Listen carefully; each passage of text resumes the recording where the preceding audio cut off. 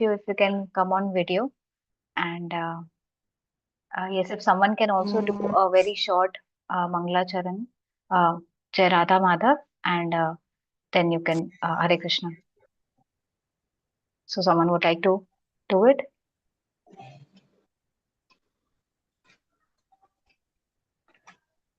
Uma Devi Mataji, would you like to do? Sanket, I did not hear properly.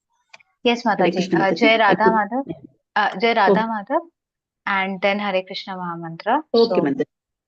Sure, thank you, Mataji. Mataji.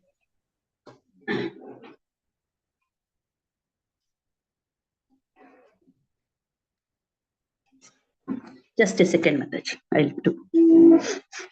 Sure, sure.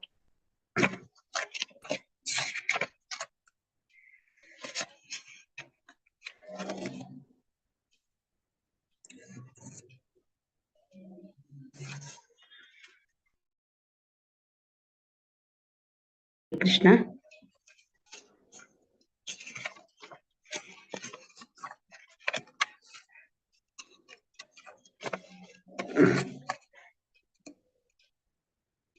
Hare Krishna.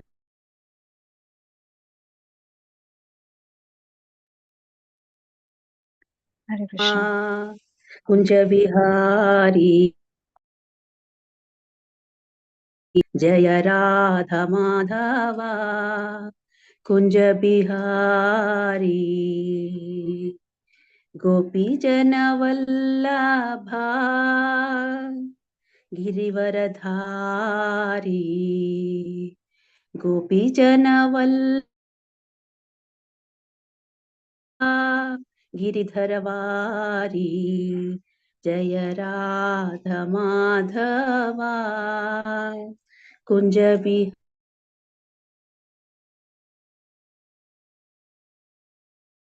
Nandana Prajajana Ranjana Yashoda Nandana Prajajana Ranjana Yamuna Tiravanachari Yamuna Tiravanachari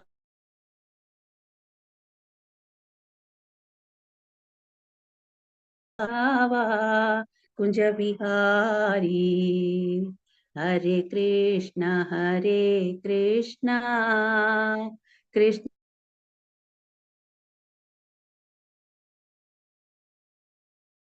Hare Rama Rama Rama Hare Hare Hare Krishna Krishna Krishna Hare Hare Hare Rama Rama Hare Hare Hare Krishna Mataji Dandavat Pranam Thank you so much, Mataji. सिद्धुभ्यैव च पतितानां पावनेभ्यो वैष्णवेभ्यो नमो नमः अनंत कोटि वैष्णव जनक की जय जय प्रभुपाद की जय Shila Prabhupada ki jai. Thank you so much, Mataji. Thank you so much. Okay, so let us all offer prayers.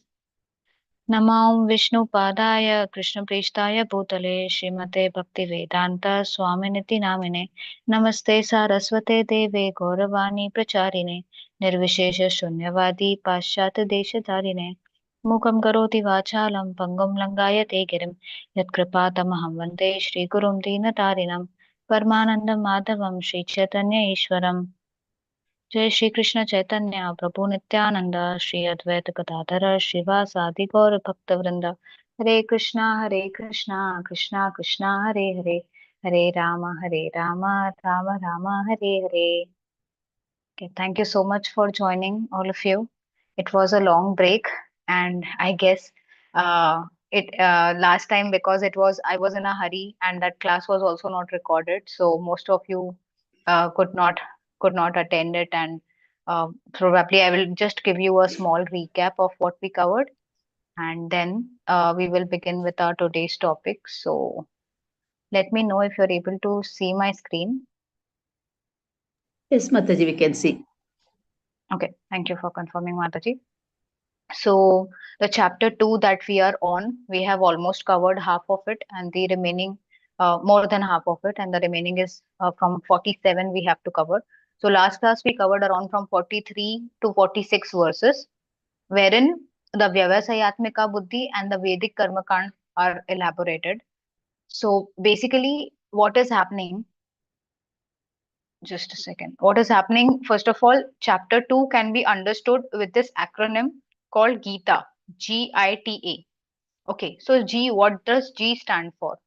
So basically, what is happening in the first 10 verses of second chapter is that Arjun is confused and he is totally frustrated, even though he is giving very logical arguments what he thinks, but then also he's not able to decide what should he do, what is his duty, and what would give him a happiness. So basically, in the first 10 verses, finally Arjun submits to a higher spiritual authority, which is Krishna here. But for us as well, in our life as well, the first step to progress in spiritual life is to accept a higher authority of a guru. So the G in the second chapter, the G stands for Guru. Next comes I, which is identity of soul. So, as we discussed many times, that the spiritual knowledge begins from this basic knowledge of that we are not this body, we are the soul. So, what are the characteristics of the soul? What is our real identity? How a soul is eternal? How we are eternal? That has been discussed in this second portion of the second chapter, which is identity of the soul, I. So, Gita, the acronym which we are discussing, Gita, G and I is done. The third is two duties. Now, what are the two duties? One duty is towards our body and the other is towards our soul. How? The bodily duty, which comes in the varnashram system, and we have to follow, right? Whatever duty we are been given by by nature, by whatever body we have got. Like for example, a woman would have a stri dharma. We would have different types of duties towards our family, towards our society, towards our nation, towards humanity as a whole, right? So that is one duty which is on the material terms, which is based on the body, and the other duty is spiritual, which is because based on our soul.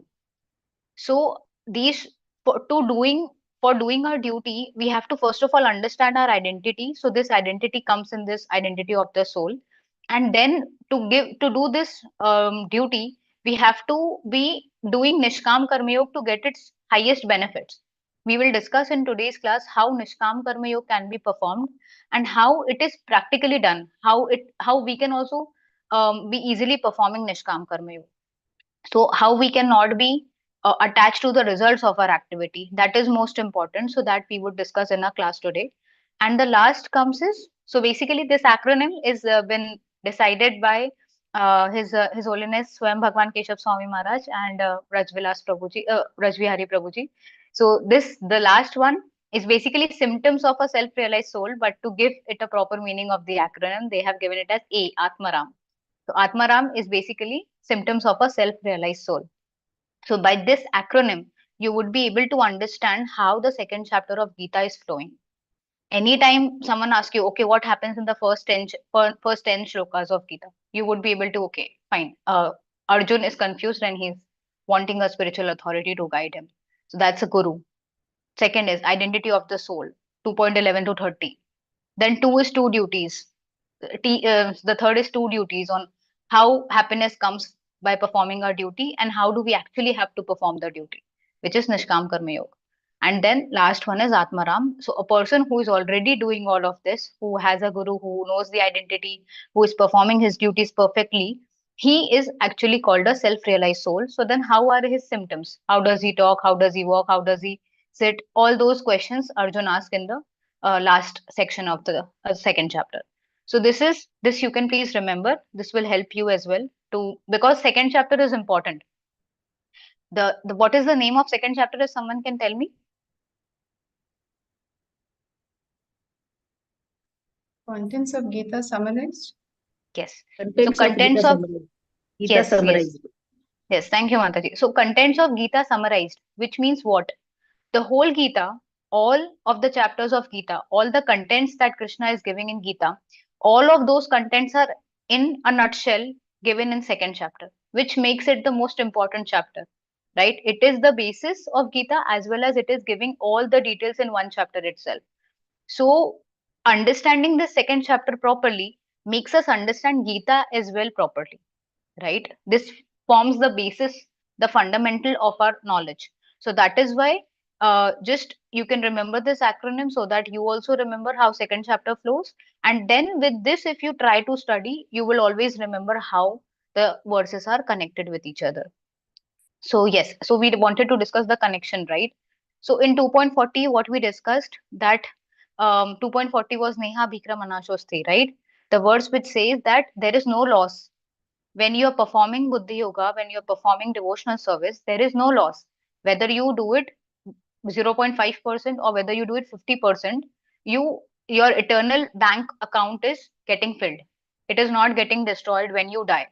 So how this particular Buddhi Yoga is everlasting. The benefits of it are everlasting. They are not decreasing with time, or they are not destroyed.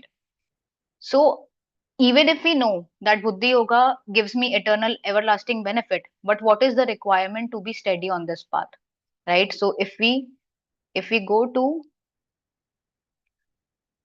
so just a second.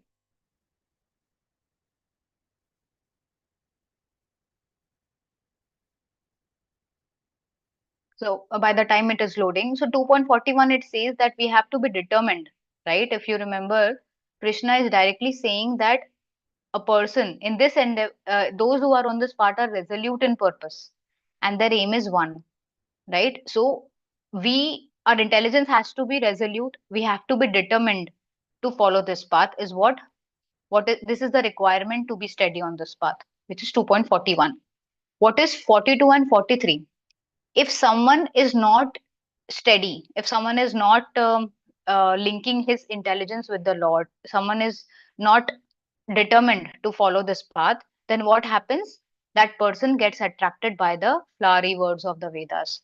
What are the flowery words of the Vedas? They are basically getting attracted to heavenly planets, going to heavenly planets, doing good deeds, and so that you get good results, right? Result in good birth, feeding many people because next life I will not be hungry. So something is not wrong, but we have to understand what is the consciousness in doing that activity, right? So here the buddhi yoga helps us understand how we are linking our intelligence with the Lord, and if you're not linking, then how are we getting distracted? Similarly, we will also get distracted by the externals. For example, someone is looking very effulgent. We'll think, oh my God, this person is very highly elevated in spiritual life. He might be, he might not be, right? But getting attracted by externals, someone is talking very abstract, using very abstract words to define what is spiritual life, what is God. But then at the end of the day, you are not able to understand.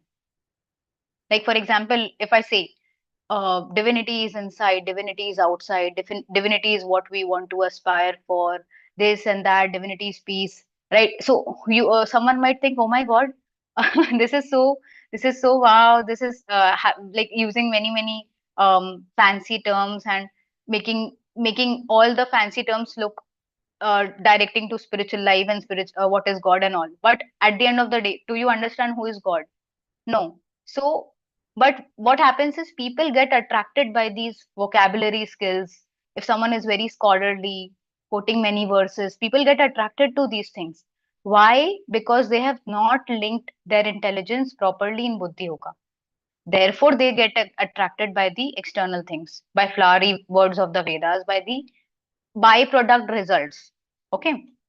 So, um, this was 42 and 43. Now, for such people who are getting distracted in this path, they will never be able to attain samadhi. Okay, samadhi is never possible for those who are interested in material sense enjoyment. If a person is too much attracted towards opulence, wealth, women, and for women, men, all these material enjoyment, if we are attracted to material enjoyment, by default, our intelligence will not be steady, and by default we will not be able to achieve samadhi. Samadhi is a state of linking our intelligence with the Lord, right? Samadhi is a state where we are able to understand, we are consciously connecting with Krishna. So this samadhi will not be possible for us if we are materially, like if we are interested in material enjoyment. So what Krishna tells Arjun is rise above all these modes. Be free from all dualities and all anxieties for gain and safety. Be established in the self. So this is what Krishna is directly telling Arjuna, that yes, there would be dualities, there would be happiness, there would be sad times in your life, there will be many anxieties, right? There would be many modes basically are acting on us. If you actually see, there was once what happened that a very successful person was asked, after a very after he performed very nicely in a match, he was asked that how come like you have been extremely amazing and you have done this great feat which is so impossible, and so how could you do it? And that person immediately said that I did not do it, there is a higher power which is acting. So that it takes a very big heart to admit that uh, I am not taking credit because I cannot replicate it. There is a higher power which is directing me. So this just to understand this much is, it also takes intelligence. It also requires a level of what we can say of consciousness.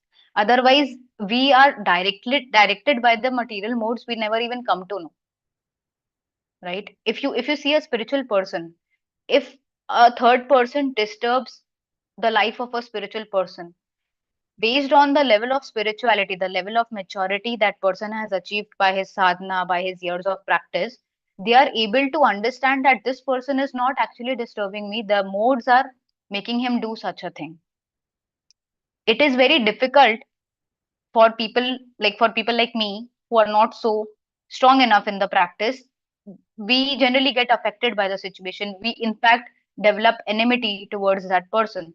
But as we grow spiritually, we are able to consciously understand that he is not acting, he's been acted upon by the modes.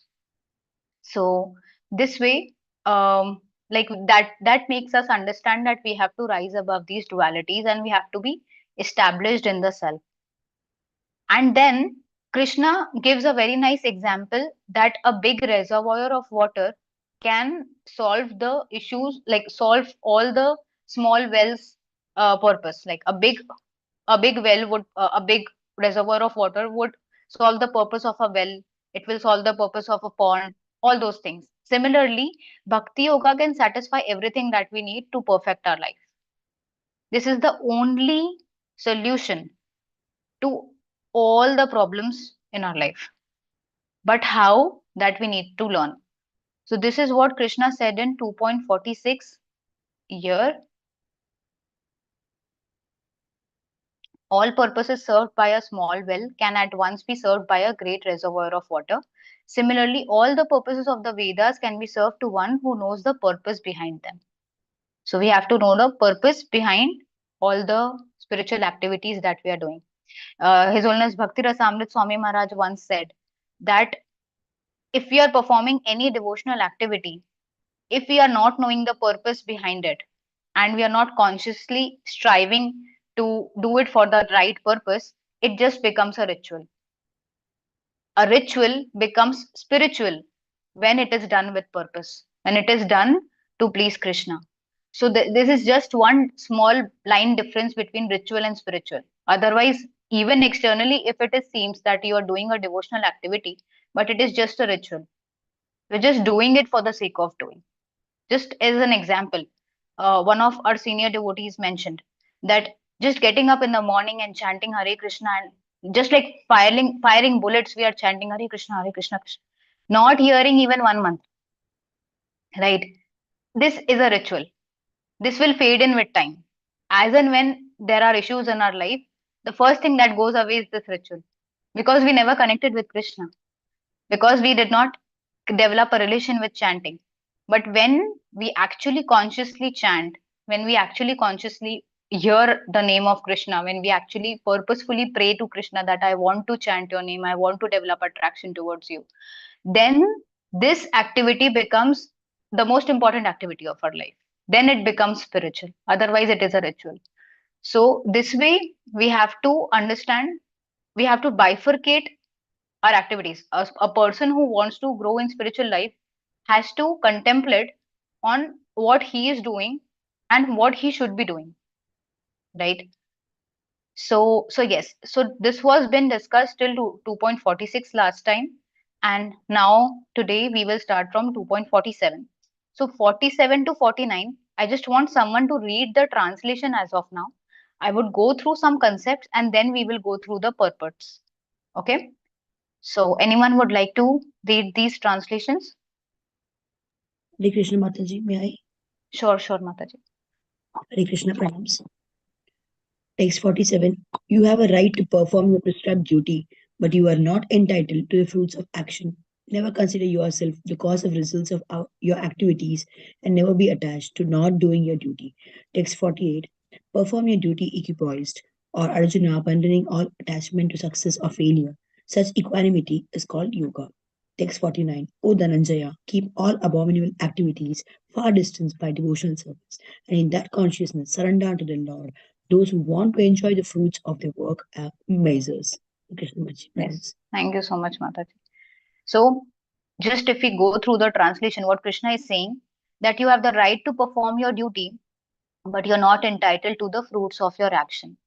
So, just if we imagine that if you are trying to, let's say, you are preparing for a competitive exam and you have put in 3 to 4 years, very hard work, you have put in concentrating fully, studying 12 hours a day, 10 hours a day, concentrating your mind properly, not getting distracted.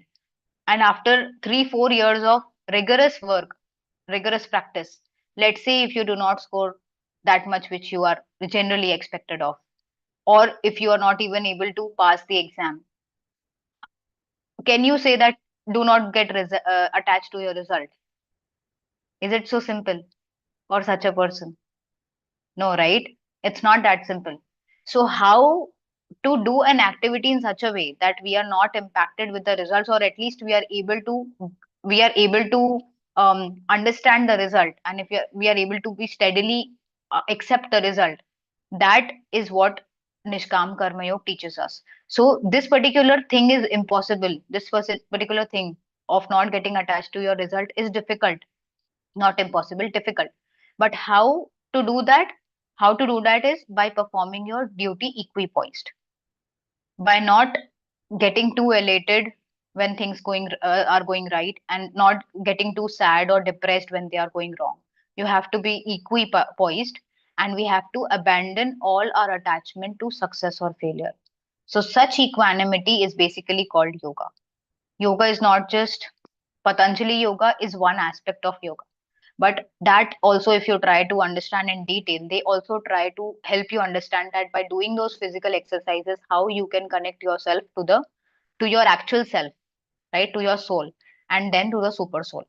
So this yoga, basically this word yoga means to link with the supreme. And when you are doing this activity, what you have to take care of, you have to keep all the abominable activities far away from devotional service. And thus in that consciousness you have to surrender unto the Lord. And those people who still want to enjoy their fruits, they are misers, right? So this is what Krishna is saying on how to perform Nishkam Karma Yoga. Now, let us understand basically what is Buddhi Yoga or Nishkam Karma Yoga. Both of them mean the same thing. Buddhi means intelligence, and yoga means to link with God. So, Buddhi Yoga constructively means connecting with the Lord consciously, right? Consciously, you have to direct your intelligence while you are connecting with Krishna. So, how that happens? Like, so there is one question for you all. Entanglement in this material world happens due to activity? Yes or no? Right? Yes, If ma'am. anyone of Yes, Mataji. So you're saying that Attachment to the activity. entanglement will happen because of activity, right? Yes, ma'am. But Mataji, I feel it's because of attachment to the activity. yes, that Our is also true. But the root is consciousness. Actually, Ah. activity doesn't entangle us in this material world. If you see, if for example, a spiritual person is cutting vegetables to cook sabji for the Lord, and a housewife is cutting vegetables to cook sabji for her family.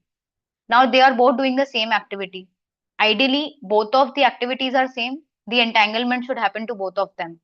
But what is differing? What is differentiating the results? One is getting entangled and one is not getting entangled is it is based on the consciousness in which you are performing that activity.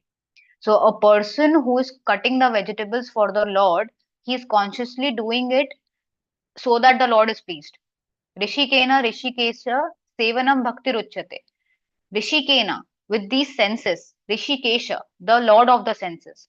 So we have to utilize our senses in service of the Lord of the senses. And when we are able to satisfy the Lord of the senses, which is Rishikesh, then bhakti ruchyate, sevanam bhakti ruchyate. By this seva, the bhakti arises in our heart. So this is the differentiating factor. One is getting liberated and the other is getting entangled. So now again the same question. Is the activity entangling us? No, ma'am. No, right? Yes. So consciousness is basically differing. And we have to understand Krishna consciousness. This consciousness has to be purified. So if you are guided based on this concept of eternal soul, if Prabhupada used to, many times he used to say, you are not this body, you're the soul, you're not this body. Sometimes the disciples used to think why Prabhupada is repeating this so many times. Because we are so much like we are embodied in this body and we identify with this body so much, it is very difficult to think that we are not this body. Again and again, we have to remind, I'm not this body, I'm the soul. So, what is, if I'm the soul, then what is important? The spiritual duties, right? So, if you are based on this concept, then there is no bondage. Otherwise, there is bondage because the material body is temporary and whatever activities we perform based on this material body, definitely it would lead to bondage, right? So now what is the benefit of buddhi yoga? This we have discussed last to last class also, that there is no loss by incomplete performance and there is no sin by imperfect performance.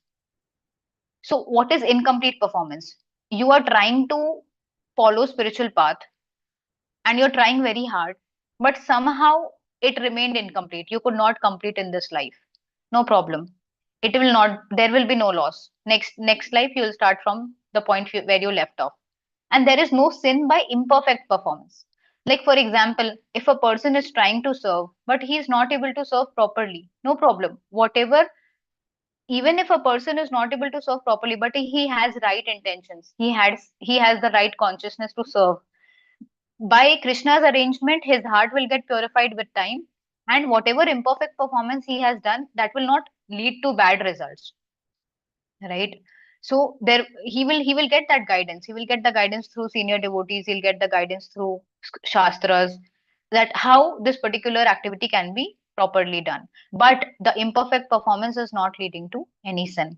So this is the highest benefit of Buddhi Yoga. Now just understand, just think in this material world which particular activity gives you such an assurance? Nothing, right? Whatever activity you do in this material world, let's say if you're going to office and if you have been given a particular assignment to complete, what if you're not able to complete it in the right time?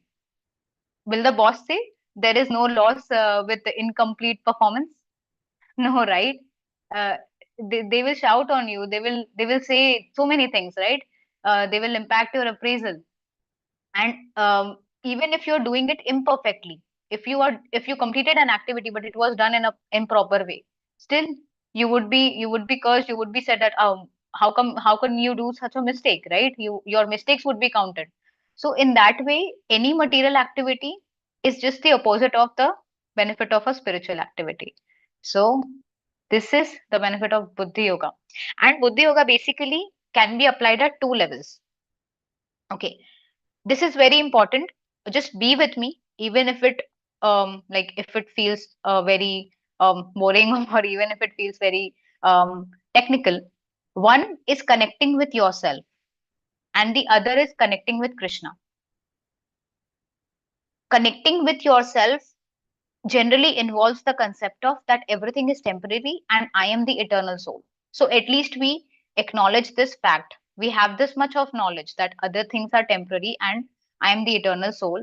So I have to work Basically, we are connecting with ourselves, right? Our soul. We are not even able to actually identify our soul also, um, because we do not think ourselves different from the body. So first step of Buddhi Yoga is connecting with yourself. And the second step is connecting with Krishna. Having the knowledge that everything is temporary, I am the eternal soul, and the most important, I am the servant of Krishna. So the whole point, the whole activity changes when you understand this concept. So just a minute. So now how do we have to practice Nishkam Karma Yoga, right? First of all, we have to be detached with the results of the activities that we are performing with all our heart, right? It's not like Krishna is saying that you just perform the activity for the sake of performing. We are performing to get a particular result. A businessman is doing business to earn money, to earn profits, right? A housewife is doing all her duties to please her family. Now, what happens if the family is not pleased? If the businessman doesn't earn profits? Is it easy to be detached with the results? No. How it becomes easy is by concentrating our mind on Krishna and rejecting all abominable actions. Now, this is a very important aspect. Just give me a minute of how we can do an activity and not get attached to the result. So for that, basically, there are many decisions in our life that happen, and those decisions, it's not easy to take. So any person, all of you, like if I ask you, is there a decision in your life that has come which was very difficult to take? You could not understand that okay, this is also tough, and that is all, this is also right and that is also right, what I should choose, or this is also wrong and that is also wrong, I don't know what to choose, right? There are decision making points in our life at various times wherein we are not able to understand how to do it, what to do, right? So in such a case, so Rajbihari Prabhuji has given this, and what he says is there's a papad formula. Okay, so papad, uh, PAPAD, right? First of all, what we have to do, like for example, there is a person who is staying outside India, and he has his parents here in India, and he has his wife and children in US, let's say. So now this person, the wife and children are saying that we want to stay here, and the parents are saying now you should please come back. It's almost 10 years we have not been staying together, and now we want to stay together. Now he is in this dharma sankat position, right? He's not able to understand what should I do. I want to satisfy my parents also, I want to satisfy my wife and children as well, right? In such situations, people generally get a lot of anxieties, or they get frustrated and they're not able to decide what to do. And even if they decide something, they're very much regretting the results, right? So now what we have to do, the first thing, the first P means prayer, right? We have to pray first of all.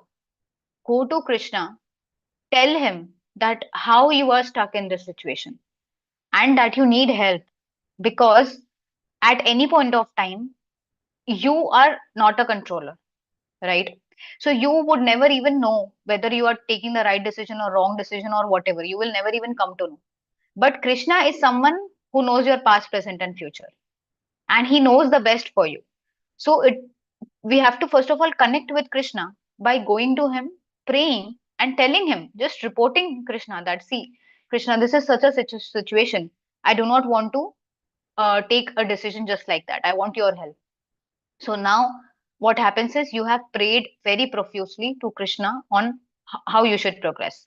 The second thing is analyze. Now, what happens in the process of Krishna consciousness is that we are trusting a higher intelligence than our own intelligence, which is Krishna's intelligence. So we know that Krishna would decide something for me better than what I would decide for myself. So that is why we prayed to Krishna in the first step to take the decision. Now, when we are taking this decision, we have to analyze. It should not be like haphazard. Like it should not be sentimental. I just went to Krishna, Krishna, Krishna, I have a problem, please help me, help me. and then coming back and just deciding anything and then saying, Krishna, you decided this for me. This is not the case, right? Analyze the situation properly. A devotee is not sentimental. They are intelligent. They are efficient. So what a devotee does is, after praying and asking for mercy, asking for right intelligence, he analyzes the situation, analysis of similar situation with others, or asking the advantages and disadvantages from others and analyzing it yourself. What are the pros and cons? So after you have done this analysis, then what comes next is pray again. So now what happened? You prayed to Krishna, you asked for right wisdom, right intelligence, you analyzed the situation. Now you're coming back to Krishna. Krishna, I prayed to you, I wanted your help. This is what I'm thinking right now, and this is what I'm thinking to finalize. And I want you to give me the strength, Krishna, that when I'm taking this decision, whatever good or bad happens, you please be with me. Right? So what happens is, you you have involved Krishna in your life. You're seeing what happens if someone says that you should be Krishna conscious all the time. And in the morning you wake up, you say thank you Krishna, and in the end, at the end, when you are going to sleep, you say thank you Krishna. But how personal is this? Is this personal? Can you tell me? Is this personal if you just wake up in the morning, thank you, and in the night, personal, thank you? Is it personal or is it impersonal?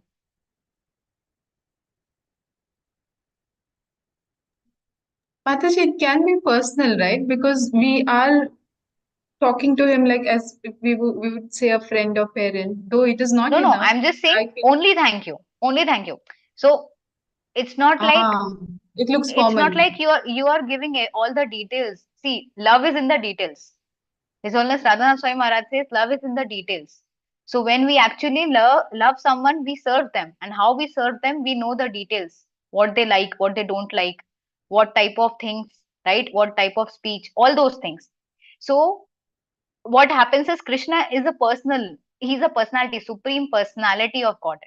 He's not supreme impersonal Brahman, right? So to be personal means to give details. How a boyfriend and girlfriend talks. Every now and then they are calling, right? Oh, what are you doing? Khana khaya kya? Etc. etc. Right? So what happens is, even a mother and a child, the mother would always be conscious of what is the child doing. Is she or he fine? Have they taken their food? Um, if they are playing, did they fall? Right? So many things, taking care of their clothes, taking care of their small needs. So what happens is, being personal means to actually take care of the details. Now what happens is, we come to bhakti, we have been told to be conscious of Krishna. But what do we really mean by conscious? If I say whatever activity Krishna have done in my day, all I surrender all to you. But Krishna would say, did you ask anything to me before taking this decision? No. Did you tell me that Krishna, I've taken this decision? No. And at the end, you tell me that, oh, I have done everything for you. Right? So, Krishna, you understand, he's Supreme Lord. You cannot cheat Krishna. Krishna is the highest, he's the biggest cheater actually. So, he can cheat you, but you won't be able to cheat him. Right? So, now what happens is, when we are doing this activity, initially, before taking the decision, we are praying for strength, we are analyzing, we are coming back to him, just like we consult our friends, right? If you have a very nice friend, you would consult them again and again. Yaar, us din baat kiye the. We discussed on this topic. Today I am thinking, what do you think? Right? This way we are connecting. So that way we connect with Krishna.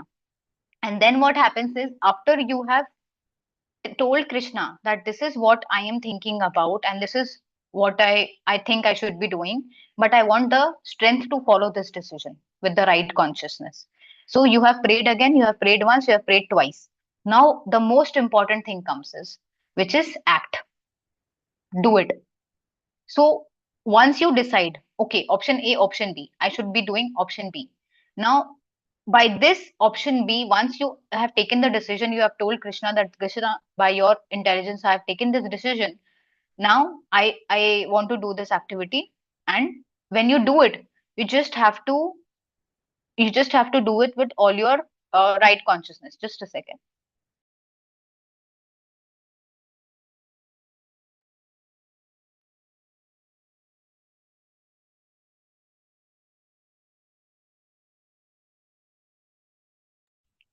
Okay. So now what happens sometimes is that many people do so much of analysis that they're not able to decide only what I need to do. Right? This is called paralysis by analysis. So much of analysis, so much of analysis. Right? There are many people who go to the like they go to senior devotees, brahmacharis, that Prabhuji, I want this help. I want can you please help me decide this? So the Prabhuji gave him the papad formula.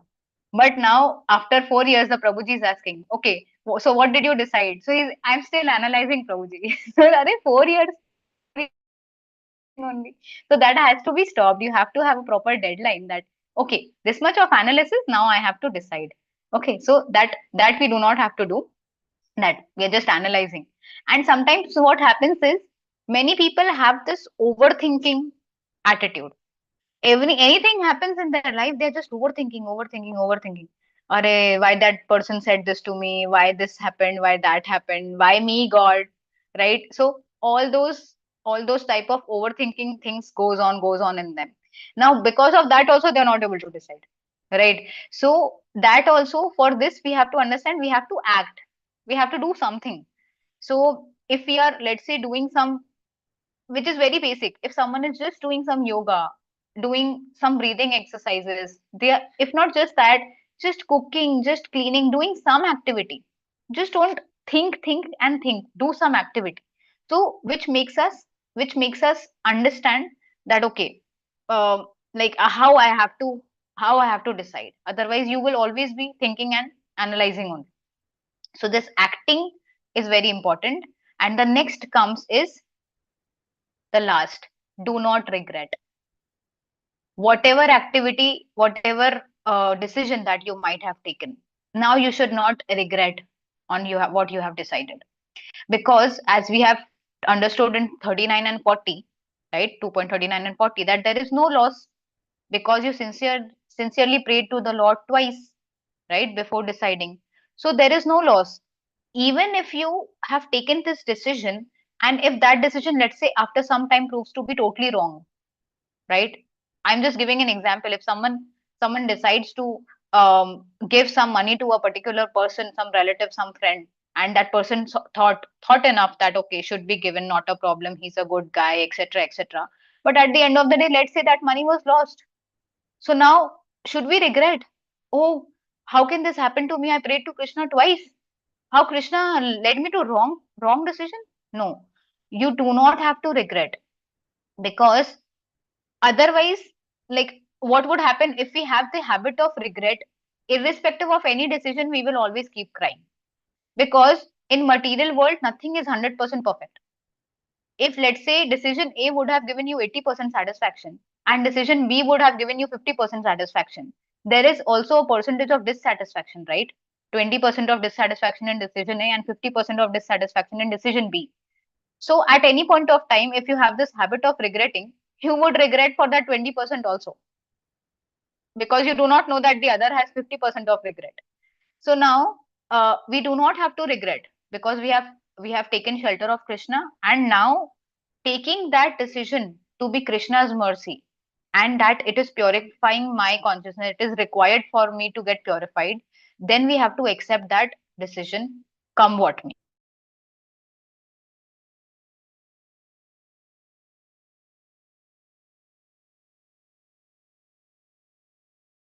Think I am a mistake.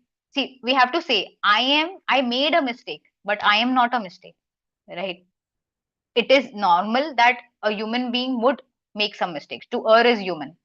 So when we are making a mistake, it's not like I am that mistake. Living with that mistake for years and years. Because of me, this happened. Because of me, that happened. That leads to suicidal thoughts. That leads to a lot of depression. That is one of the biggest anxieties in nowadays. Yeah? Like many kids, a child died because he came second. So there is no need to do suicide if you are not able to achieve good marks.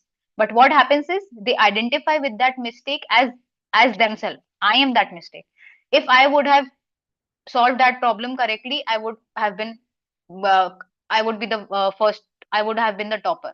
But because I did that mistake, because I did that question wrong, now I am second or third or whatever. So do not identify with the mistake as yourself. So this is a very normal Krishna conscious way of connecting with Krishna on day to day basis. Now this, let's say this is to take important decisions, you are going through this papad formula. But even in your day to day life, how can you be conscious of Krishna?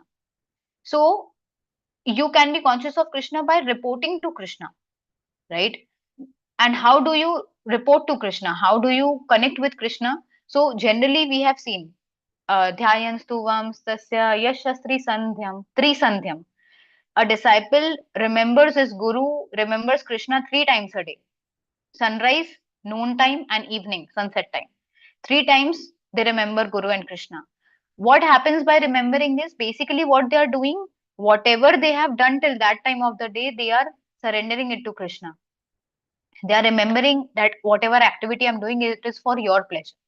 Similarly, let's say if we have just begun our journey in this path, we are not so conscious, and that we are not consciously connecting all the time with Krishna, consciously connecting 3 times a day with Krishna. What we can do is we have to we have to understand, we have to connect at least once to Krishna, right? So like for example, someone might say that why do you have to report to Krishna? Like, Krishna is not your boss. Krishna is not someone you have to report to. He's God, he already knows. There are many people who says, Krishna to sarva gyani hai. Krishna already knows everything, why do I have to report to him? No, but that's the point. Do you want to maintain a relationship with him? Then you have to report to him, right? So we are reporting to everyone. We are reporting to boss, we are reporting to our family, we are reporting to friends, right? If someone has switched his company and he forgot to tell his friend, and the friend comes to know from someone else that he has gone to a bigger company now. So he would say, hey, you did not inform me, you did not tell me, you forgot me, right? So what is happening? They are wanting some report from us, right? So this way we are reporting, we are giving so many details to so many people in this material world. Then why not report to Krishna also, right? I see Saurabh Prabhuji, you have raised hand. Hare Krishna. Mataji, actually, this is very much kind of, technical and also very fast, I think so. My Okay. question was like, Mataji, if we do a little, work on this, na, like, if we make a kind of paper and write what is consciousness, soul, and how information is traveling, intelligence, something like that. Mhm. So Yeah, Prabhuji, that would come in detail in the coming chapters, right. because Krishna gives proper, like in third chapter when Arjun says that um, there is a particular there is a particular thing which is actually not making me do good things. Let's say even if you decide I want to follow bhakti always, but there would be something which could drag you back, right? So what is that? So then Krishna gives him the details of that, it is lust, and then how it acts on the mind, how it acts on the intelligence, how the senses, intelligence, and mind are connected, and how they work in, like, one after another in sequence. So those details would be in the coming chapters, Prabhuji, because the second chapter is a summary. Here you would get these concepts in a summary form. So yeah, so basically I understood that Yeah. because it seems to be a bit technical, you're not able to follow. But just like, if after this class, if you just hear the recording again, and if you also go through these PPT, so I will share the last PPT as well. I guess I forgot to do that last time, 2.40 to 46, and today's PPT also I will share in the So, group. Mataji, because we are into Krishna consciousness and all we are studying, so consciousness is very relative to us only. So, in our like soul or body, like where consciousness is lying, like it is in. Consciousness, Prabhuji, consciousness is the symptom of soul. If you have soul in the body would be conscious. And once the soul leaves the body is not conscious, right? It is dead. So basically, consciousness, basically what is consciousness? There is a flow of things working, right? there is the body is working, you are walking, making movements, you are making decisions, you are having desires. All these things are happening. Why? Because the soul is there. And the soul is there can be known by consciousness. Like, for example, people who say that animals do not have soul, but the animal is walking, talking, even crying tears when the child is taken away, right? So, how does that happen? It happens because when you see that the animal is conscious, which means the animal has a soul. So it's very much similar. It's a symptom. Like basically, soul's symptom is consciousness, right? So what is happening is, see, the soul is desiring, Prabhuji. Every minute there are so many thousands of desires we have in our mind. Even while you're hearing this class, there would be some other things also going in our mind parallelly. Let's say this is remaining, that work is remaining, or I have to also do this. I also want to be attentive. This also would be one of the desire in between. So all these desires are sprouting because the soul cannot be desireless. And because of these desires, a person works day and night to satisfy these desires. You're getting? So when we say that I want to purify my consciousness, we have to purify our desires. And how do we do that? Because it is very subtle. It's not that gross. You see, if I say that I want to be free from envy, first of all, I have to identify where all I have envy, with whom all do I have envy. Then only I would be able to work on it, right? So similarly, once we understand that, okay, I have to become Krishna conscious. Conscious means you are aware. A consciousness, you can take it as awareness. First of all, we are not aware nowadays. We're just going with the flow, doing something, we get a ping on mobile, we start checking the mobile. After some time, we realize, oh, too much time is wasted, again doing something else. So we are doing one activity, another activity, third activity, fourth activity. We are not aware of our situation. We are totally just going with the flow, right?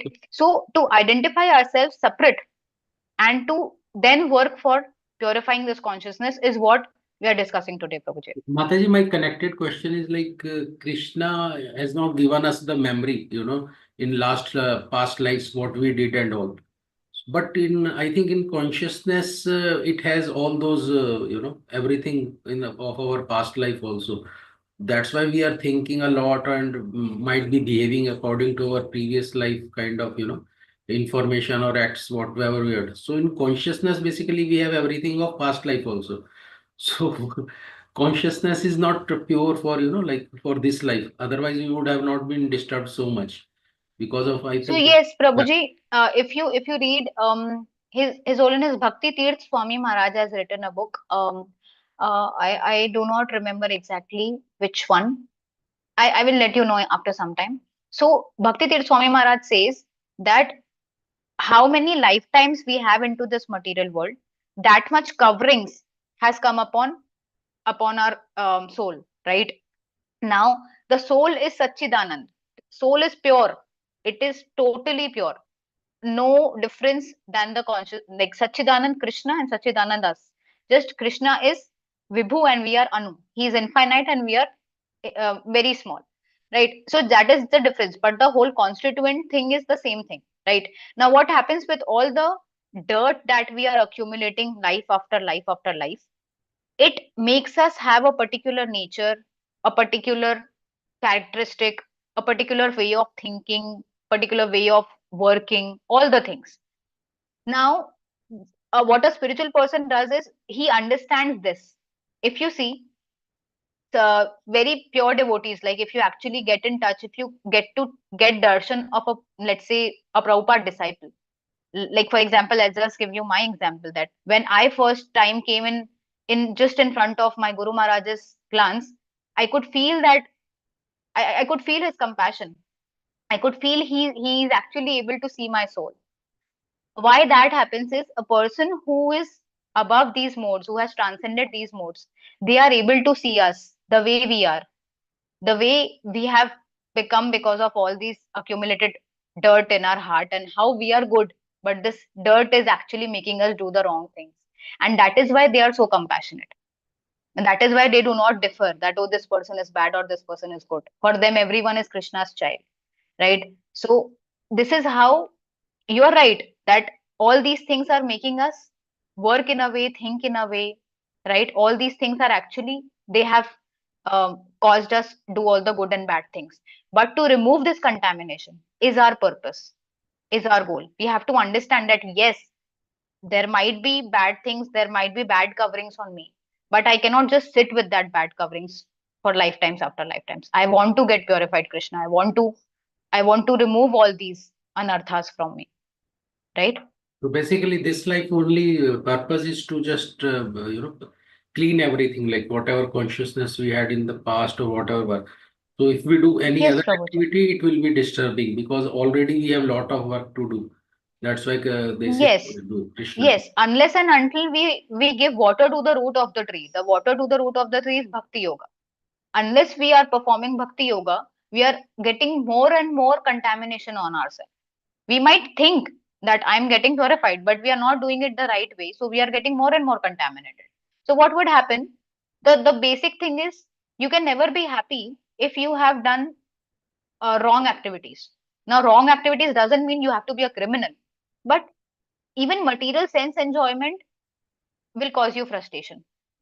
His Holiness Radhanath Swami Maharaj says, sense enjoyment is poison for determination. Sense enjoyment is poison for determination. So, if you want to practice spiritual life with determination, sense enjoyment is something which we have to deliberately, consciously, purposefully leave it. And after, like, when we hear such statements from these pure people, right? Actually, you analyze. I have also done this.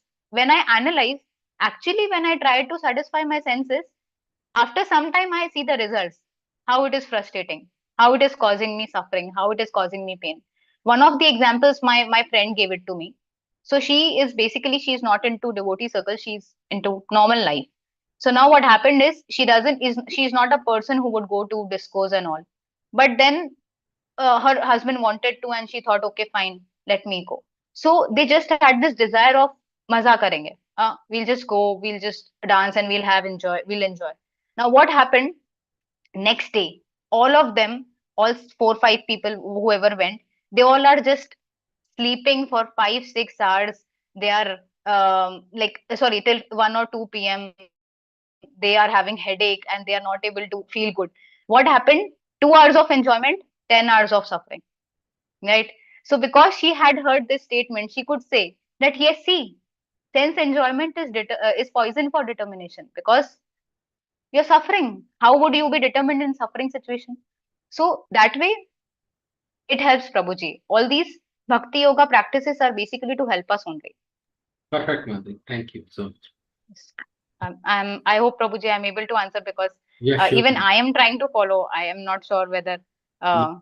it satisfies you or not. Satisfied, Madhu. Thank you. Thank you, Prabhuji. Okay. So yes, basically we were discussing on how do we have to be conscious of Krishna. So someone might say that, okay, Mataji, you said that we have to pray and then we have to analyze. But how do we do the analysis? We do not have the knowledge, right? So the knowledge comes by hearing and studying the Shastras. If a person just determines that I would read Shastra every day, even for, let's say, just 10 minutes. Let's say I will read Bhagavatam every day, or I would read Bhagavad Gita every day, whatever. If you just take this much of determination of hearing and studying the Shastra every day, what happens by this is we are accessing a higher intelligence than ours. Shastras are something which are eternal. Scriptures are giving the knowledge of all times. We are in this body only for 50, 60, 70 years. Whatever knowledge we have gained is just by our surroundings. Whatever intelligence we have developed is just by the people with whom we have interacted. But the Shastras is giving the details of the whole world, right? All the people who have been exemplary since time immemorial. So that is what happens is by accessing Shastras, you are able to have a better intelligence. You would also see many people like this was a very nice example given once by one of the Mataji who went to Ayodhya. She said in Ayodhya, the children from their birth only, they are just going to temples, ringing bells, enjoying enjoying singing bhajans for Lord Ram. It is natural for them. Since birth, they are been into this culture of, okay, in the morning we have to go to Lord Ram, in the evening we have to go to Lord Ram.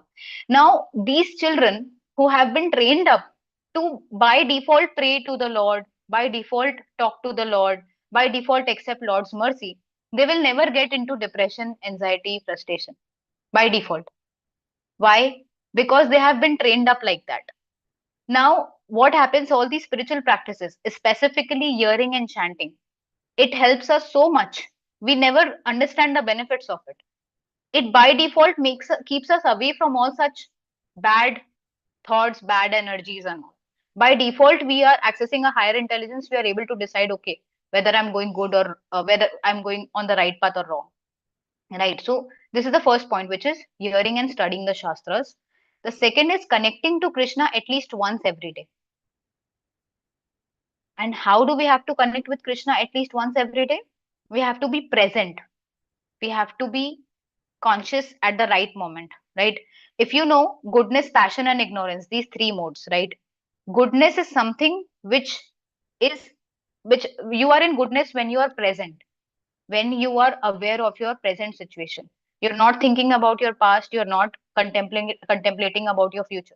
You are at the present moment, then you are in the mode of goodness, right? So that is why why we have to become conscious, because we have to come to the mode of goodness. These things are parallel. And this is how, by chanting attentively, by not asking all the time to Krishna, Krishna, give me this, give me that, give me this, give me that. Just be present with the Lord. So then we are able to connect to Krishna. And then what happens is, when we are studying the Shastras and when we are connecting with Krishna at least once every day, then we will be inspired to make some commitment to the Lord. What sort of commitment? Like, for example, the devotees who are sincere in this part, what they do, they generally make some commitment. Okay, Krishna, I would chant 2 more rounds today for you, for your pleasure. Now, what would happen is, let's say it is in their mind that I want to chant 2 more rounds for Krishna, but let's say there are circumstances which might come, there are ad hoc tasks which might come in between, and they sincerely wanted to do it, but they could not do it. So then they go back to Krishna and tell Krishna that, Krishna, I wanted to do it, but I'm really sorry I could not do it. I'll do it today. Right. So first thing is, when we are making some commitment, we have to keep that commitment. And even if you're not able to keep the commitment, or if you're able to keep the commitment, we have to come back and report to Krishna. Right. Many people, they are not able to go to Krishna if they are not able to give the commitment. They think, Are Krishna kya sochenge? Because this is how it happens to us in this material world, right? If you're not able to keep some commitment, we think, oh, what that person will think about me, oh, how can I go and say that I could not do this? But Krishna is a merciful parent, right? So this is how we become conscious of Krishna. By doing all these activities that we have just discussed, what happens is, we are able to mold our life in in terms of doing Nishkam Karma Yoga, right? Nishkam Karma Yoga, if you remember, what was the thing that we discussed for Nishkam Karma Yoga? That you should not be attached to results. Now, what is happening here, if you actually see, when you are asking for Krishna's permission initially, then you are also, like, whatever decision that you're taking, you're reporting to Krishna, you are surrendering your result to Krishna. Then what happens is, even if the result is bad, even if the result was unexpected, you are able to grab it, you're able to accept it. You are not going into that depression, or you're not going into that mode of, how can this happen to me, right? You're able to understand the mechanics of how karma works, how Lord's mercy is there to purify me. And this will make you, what is the aim of life? What is the aim of life? Is to be happy, in general sense, right? Everyone wants to be happy. Is there anyone who wants to be sad? No, right? So if we want to be happy, we must not be into bad emotions of regret, of anxiety, of frustration, of depression, right? Now, it is bound to happen that every person will do mistakes, and every person will come in a situation where they have to make choices, and there is higher probability that whatever choice they make is wrong. So now, how Nishkam Karma Yoga is helping us, first of all, to stay happy, to grab, to grasp whatever is coming, to accept the results, and then to be happily serving the Lord. This is what is Nishkam Karma Yoga, right? So I understand it could have been a bit technical, but if you actually go through these points slowly, even after the class, you would be able to understand that how practical this is. Because who in this life will not get problems? Who in this life will not get difficult choices? No one, right? Everyone has to go through it. So that is the thing. So I see it's already 5. Mm, and probably we would have to go through the purports in the next class because the time is up. But whatever we have discussed today, if anyone wants to go back to any slide or anyone could have missed any point in between, you can ask me now so that the point can be covered.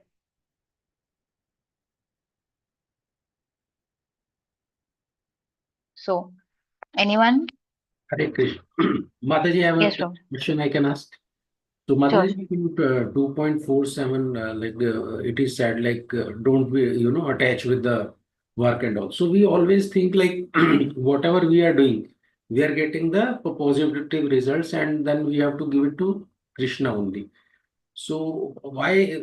So it is basically it was shocking, once because earlier it was said in our earlier like talking to anybody, just do your karma, Krishna will give you the phal and all. So something like that it was understood. Now here it is everything is Krishna.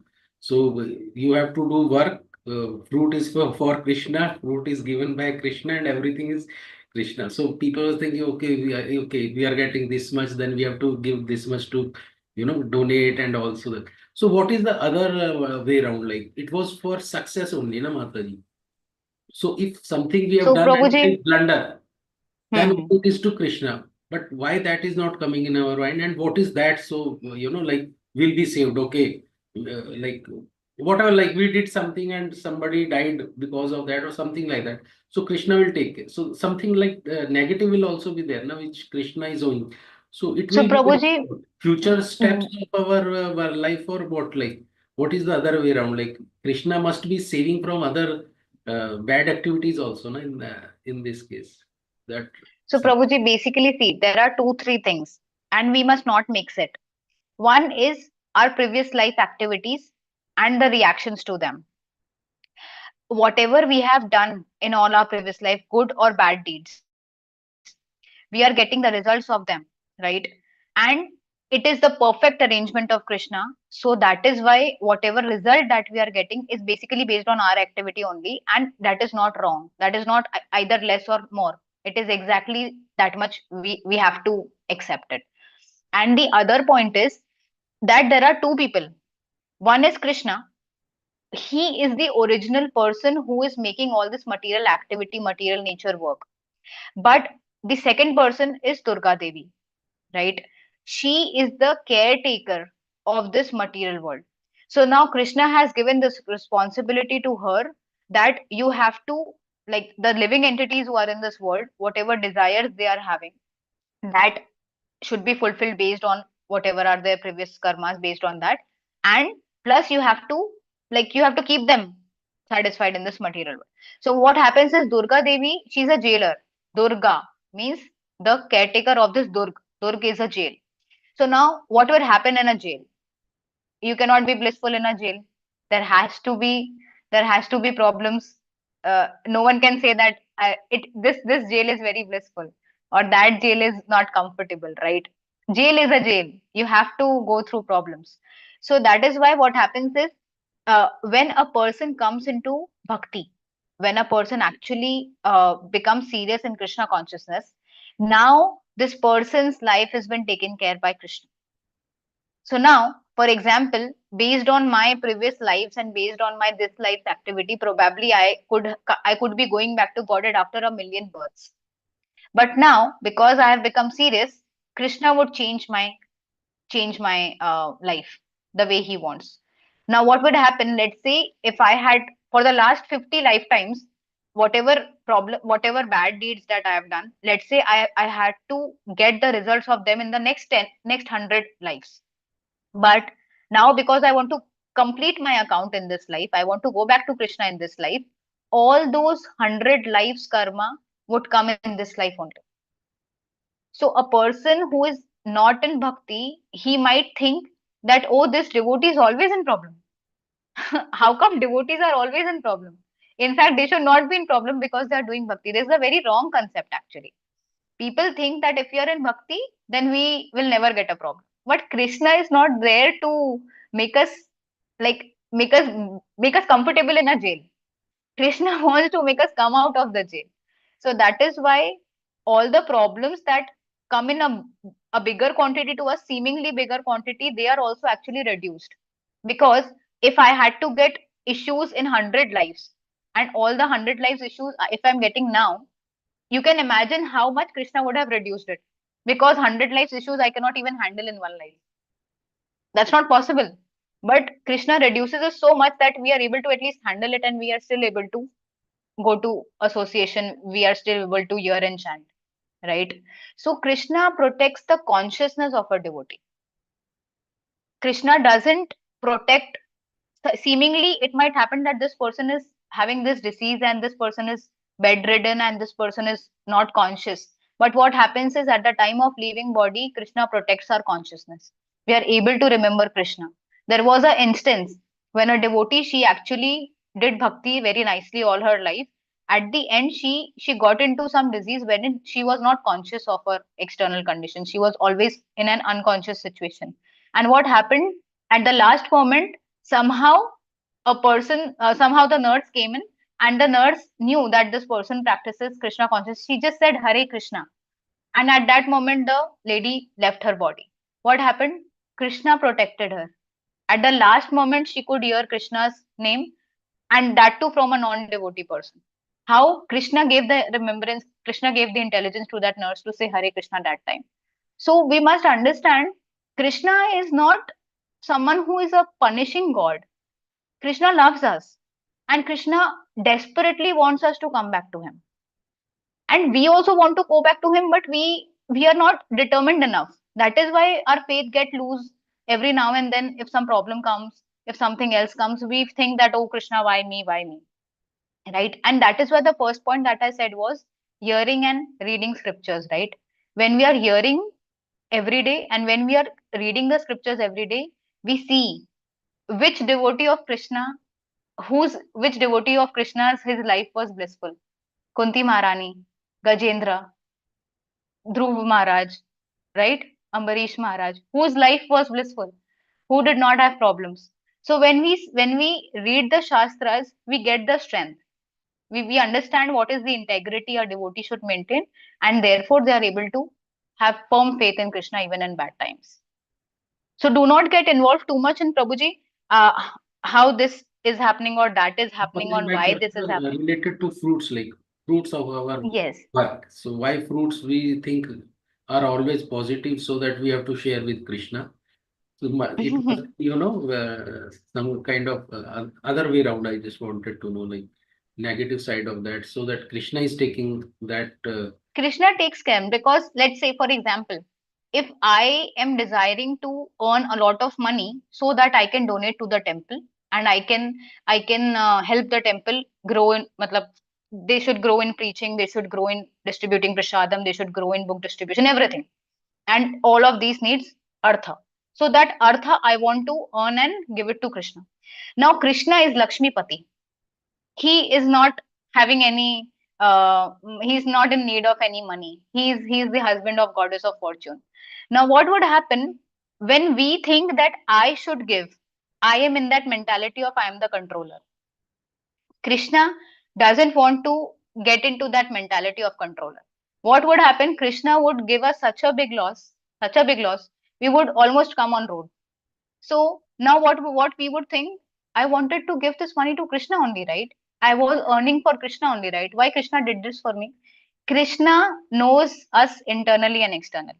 He could see that you are getting this pride that I am giving, right? So to purify our pride, to purify this feeling of I am the doer, then Krishna makes us understand that, my dear child, you're not the doer. You're not the controller. I am the controller. So this is Krishna's way. He's inconceivable, right? So he's not so easy to understand, but with the help of devotees, we are able to understand how Krishna is merciful on us. Yes, Prabhuji. Thank you, ma'am. Mataji, please share this slide in the group. Thank you. Sure, Prabhuji. I would share the last class slide and this class slide as well. Okay, so I could not see other devotees on video today. I'm not sure if the class was understandable or too technical, or how was it. So please forgive me if if it was not easy to understand. Hare Krishna Mataji, very clear Mataji, no issues. Once we read once more, we will get a hang on it, because, like you said, it is a little bit technical. Yes, yes, sure, Mataji. I would share the PPTs, and in the next class we will go through the purports, a proper line, reading all the purports. So then every verse you would be able to connect as well. Why I made you Mataji, understand the concept? Yes, Mataji. Mataji, this class can be Saturday and Sunday also, no, Mataji. Only weekly once. Actually, Mataji, the whole point is Sunday we have a Sunday feast program here of ISKCON. So most of the time goes in the evening on that only. So Saturday is the only day I can take out from my schedule, Mataji. By your blessings, maybe Okay, thank you, sometimes Mataji. the Lord might can Mataji, enable me to take out more Krishna time. will bless you abundantly, Mataji, for your service. Krishna will bless you abundantly. Clearly you are explaining, Mataji. Clearly. Thank you, Mataji. I hope I'm able to repeat the words properly, Mataji. I'm just trying. Okay. So thank you so much for joining. Hare Krishna Mataji. Hare Krishna.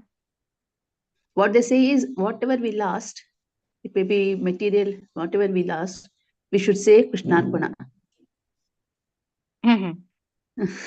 Yes, so you practice this, Mataji, like No, you're yes, saying. Dasavarainer says, Purandar Dasara says, so Kaladadu Krishnarpana enni entu. And whatever we lose, money or wealth, anything, we should say Krishnarpana, then it reaches him only. Yes. Similar thing I also heard in this yatra. So when we went to the yatra, his Grace Krishnanand Prabhuji, he's a very senior disciple. So he said in a class, whatever happens, just say Hari Hari. So That's what. if you're happy, Hari Hari. If you're sad, Hari Hari. If there is Yes. profit, Hari Hari. If there is loss, Hari Hari. Yes. If you have been respected, Hari Hari. If you have been dishonored, Hari Hari. So this is how he told us to follow. Although it's not easy, when actually you are disrespected, or when actually you have been insulted, you never think it is a mercy of Krishna. But by understanding and following the principles, after some time, after Krishna sees that this devotee is sincerely trying, then he's happy with us. Yes, Mataji. Thank we you should so much, accept all the Mataji. dualities in life. Yes. Yes, thank you so much, Mataji, for sharing. Hari Bol, Dandavat Pranam. Thank you so much, all of you, for joining. Thank you so much for giving me this opportunity, and I'm eternally indebted to all of you. And I sincerely ask for your blessings and your prayers, because I am telling you all of these things, but indirectly I am telling all of these things to myself to follow properly and to actually lead a good, pure life, and to become Krishna's, Srila Prabhupada's dear, what we can say, dear follower. So thank you so much for giving me this opportunity. Please pray for me that I should also follow all of these properly. Vancha kalpatarubhyascha kripa sindhubhya eva cha patitanam pavanebhyo vaishnavebhyo namo namah. अनंत कोटि वैष्णव वृंद की जय, श्रीला प्रभुपाद की जय. हरे Krishna. Hare Krishna Mataji. Thank you, Mataji. Hare Krishna. Hare Krishna.